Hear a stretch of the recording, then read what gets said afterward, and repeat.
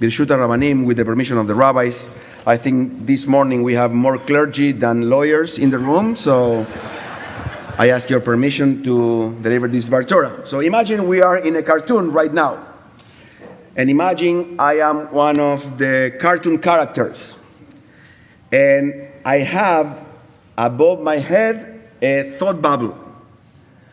Suddenly, an idea comes into the thought bubble.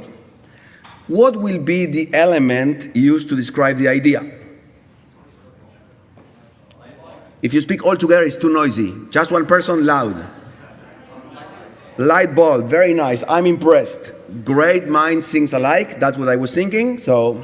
And thank you for saying light bulb. Otherwise, my sermon will be ruined. If you said a cow or I don't know, a key, whatever. So, an idea, it's a light bulb. So one of the first images I recall from my dad is, my dad probably is watching us from Argentina now, but anyway, live streaming.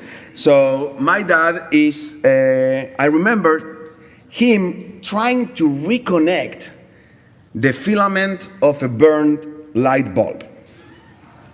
My dad will take the light bulb very carefully with his hand and would almost try to rehook it, reattach the filament.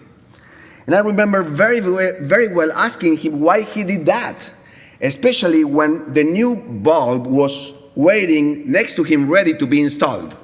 And my dad told me that when he was a student and lived in a very small room away from his family, money was not abundant. In other words, he didn't have a penny.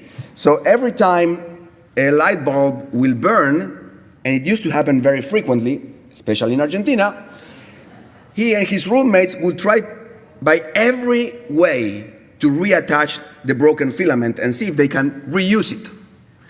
So I think he never succeeded, but he always tried. So this is for the younger kids, and inside the old bulbs, there is something very thin, a conducting wire or thread with a high melting point that when it heats up, glows and gives light. You may not know that, but that's the way light bulbs used to be. So only for 13 or 14 and under, let's see. Who is the most famous inventor ever? No, kids, all the way in the back. Say one name. Very nice, that's a good answer. Anybody else? Edison, very good. What's your name? David, awesome. You get a box of matzah for Pesach. So it looks like he also invented the light bulb. Thomas Alva Edison holds 1,093 patents on his name. 1,093. He was a beast, a genius, but he worked very, very hard. He started with a carbon filament, then with a cotton one, until he tried a bamboo one. The bamboo would last 100 times more than the previous Edison will use, and so Edison would go to Japan to study the bamboo. And he brought 100 different types of bamboos to try to improve the filament. Can you imagine 100 different types of bamboos? I only thought there was only one type. Anyway, so a genius, but also a hard worker. So I want to go back to the filament and its connection to today's Parsha. In the Parsha, we read very beautifully about the priestly blessing. The Kohanim would bless the people with the formula that we heard, Yevarechecha Hashem Beishmerecha, the 3 lines, 3, 5, and 7 words. And I am a Kohen, and I had the blessing to live in Israel for 3 years total. And every single morning, I had the possibility to do Birkat Kohanim, because in Jerusalem, you do it every single day. So we would wake up and go to daven, and at the time of Birkat Kohanim, the repetition of the Amidah, we would go barefoot to the bima, get covered with our talit, say the blessing, and then repeat after. Say a blessing. Asher kideshanu b'kedushato shel Aaron, etzivanu levarech et amo Israel be'ahava. People will answer Amen, and then the Shaliach Tzibur, the Chazan, will say the blessing and we will have the hands like Mr. Spock in the Vulcan salute in Star Trek. Yes? You're not supposed to see that? Okay, so kids, do not ask the older guys what is that. Okay, so we put the hands with that shape. So the Kohanim, in some ways, were the transmitters of the blessings. If you want, the Kohanim were the filament in the bulb. Without the filament, no light. Without the Kohanim, no blessing. Why should they put their hands like this, as I just showed you? There is a beautiful Hasidic explanation from Rabbi Levi Yitzhak Miverdichev. And it says as follows. When a person prays for his or her needs, is a receiver. You are receiving.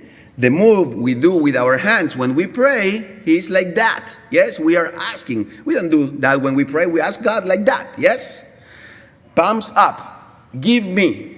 Please give me. Give me good health. Give me parnasa. Give me naches. All that I just mentioned to Jonah. All the things that we ask God that way. But when a person gives a blessing, that person becomes an influencer, a mashpia, says Rabbi Levi Yitzhak Miverdichev. So that person puts the hands with the palms down, like that. We want to be givers more than receivers. We want to be the filament in the bulb that transmits, that gives light, that shines. We want to be the source of blessing. Rabbi Levi Yitzhak Miverdichev says we want to be mashpia and use our hands to be giving, to be givers. But sometimes the filament breaks, as it happened to my dad when he was young, and trust me, it still happened a few times to me as well. So the filament breaks, and I can still see his hand trying to reconnect the filament. And you know, I have an idea. Ding! See that hand? The big hand. When we burn out, when we break, when we are disengaged, let's look for that big hand. The hand that moves it all.